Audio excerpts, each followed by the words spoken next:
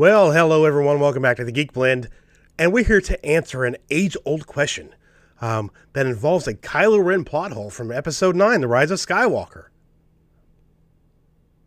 This one's fun, interesting. Let's get into this article, I guess. Hope you guys are having a great day so far. Camera 2, look at that. We moved to camera 2 over there. Bingo, there we go. Okay. Star Wars resolves Kylo Ren plot hole from The Rise of Skywalker. So that's how he did it. This is from some shitty website called Digital Spy. Yes, a shitty website. Let's get into it. This answers the age-old question, how did Kylo Ren get from the Death Star to Exegol? I don't know. Maybe they'll tell us in the book that plugs all the holes that the damn movie had. We'll see. Star Wars The Rise of Skywalker left some frustrating unanswered questions and plot holes as it wrapped up the Skywalker saga.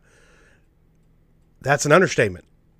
Fortunately, Star Wars has a rich, expanding universe that has resolved some of those issues, such as whether Kylo Ren actually lied about Rey's parents, how Palpatine actually returned, and who all those Sith followers were. Do I care? No. That's just a handful of things we've discovered since The Rise of Skywalker's release. And now we have another one to add to the pile. The pile of shit. Remember that scene on Kef Burr, which had the epic Kylo versus Rey lightsaber battle, an emotional Han Solo cameo?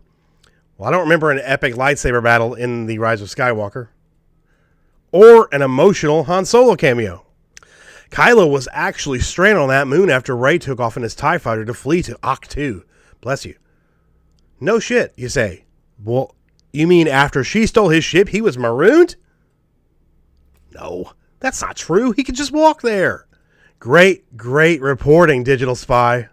So how did Kylo, well now actually Ben Solo, find his way to Exegol to eventually sacrifice himself to save Rey's life? In the movie, we see Ben Solo arrive on Exegol. As he goes to help Rey, we get a shot of the X-Wing she arrived in. Alongside is the TIE fighter that Ben arrived in. It's an Imperial TIE fighter, by the way. I remember watching this in the theater being, that's Imperial. How is he in an Imperial TIE fighter? There's no way none of that shit survived the Death Star crashing through an atmosphere and onto a planet. That's about the only explanation we get in the movie, with the viewer filling in the gaps. We can guess how he got the TIE fighter. He found it. He found an old TIE fighter on Kef Burr. There must have been one in that Death Star wreckage, and then made his way to Exegol. Yeah, we kind of figured that out.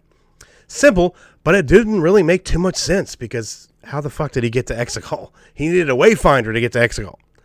But they explain it to us in the book. Exegol is in the unknown regions and extremely far away from Kef Burr, whatever.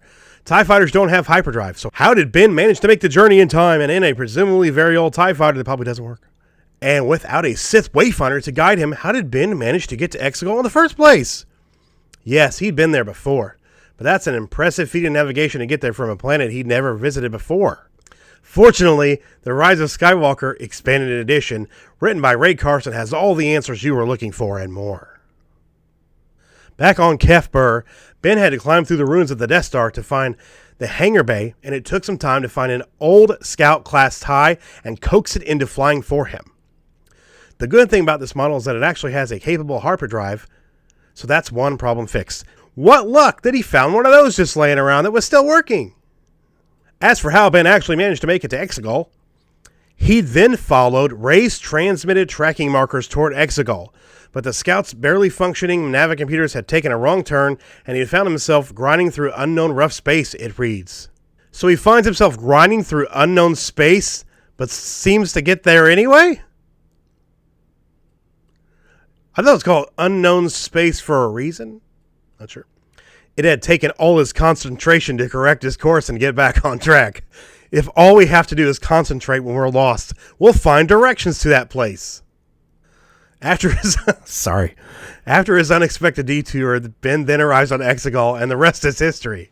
And we get his final last words of ouch, or ow, one of those.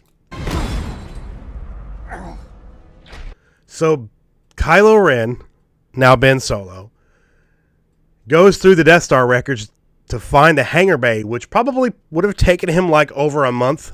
But we do know that Rey took the detour to Octu because she was like, I'm done with the Force and blah, blah, blah. And had to talk with Luke. Luke lifted his X-Wing out of the water, and she got there. So he got there right after she did, a little bit. But he got lost, and he had to concentrate and focus to figure out how to get to Exegol from where he was when he got lost in unknown regions of space. So remember, next time you guys are on a trip somewhere and you get lost, if you take all your concentration, you can correct your course and get back on track, just like Ben Solo. Again, this is another one of those things where, of course, my video is just filled with sarcasm, as you can tell. We don't care about this. Nobody cares. I only did this video because I thought it was hilarious. Like, I read the article thinking this guy was serious, and he wrote this as a serious article. It sounds like a massive joke, but it's real. Like, it's serious. He actually made an article about this little plot hole. Although there's like 1,000 articles out there from other websites for every single plot hole that they filled in from the book that wasn't in the movie. Because guess what? The movie was too packed full of crap to get anything else in there. That's why we had plot holes galore.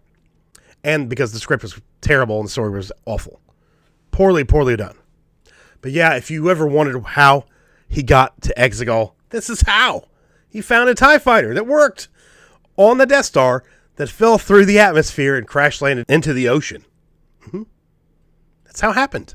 I wanted to make this video because, like I said, I saw the article and I thought it was an absolute joke. And I'm like, this guy can't be serious. And he is serious. I just wanted to put this video together because this is another thing they're trying to fix with this shit movie. We all know it's crap. It is part of the Disney trilogy. It does not belong with the Skywalker saga. So when anybody says they want to watch the Skywalker saga, you say, great, I can't wait to watch episodes 1 through 6, because that's the Skywalker saga. So, what do you guys think about this article? Can you believe this guy seriously wrote this as an article that was like a serious article, like a serious publication? It's really funny. That's why I wanted to do a video on it. I hope you guys enjoyed the video. Hopefully you enjoyed this fun sarcasm look at an article by Digital Spy. But yeah, I'll leave a link for the article in the description if you guys want to take a look at it yourselves. We will be talking about this as well on the Raging Geek Jedi show this Saturday night on my channel. So check that out. We always have a lot of fun on our show on Saturday night. So I hope you guys enjoyed us for that.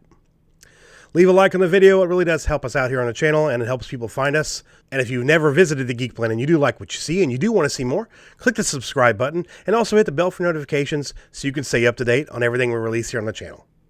I hope you all have a great Friday. I hope you have a great weekend. I'll see you guys in the next video. I'm Jeff for the Geek Blend, and remember, if you geek about it, we'll speak about it. See you guys next time. Bye.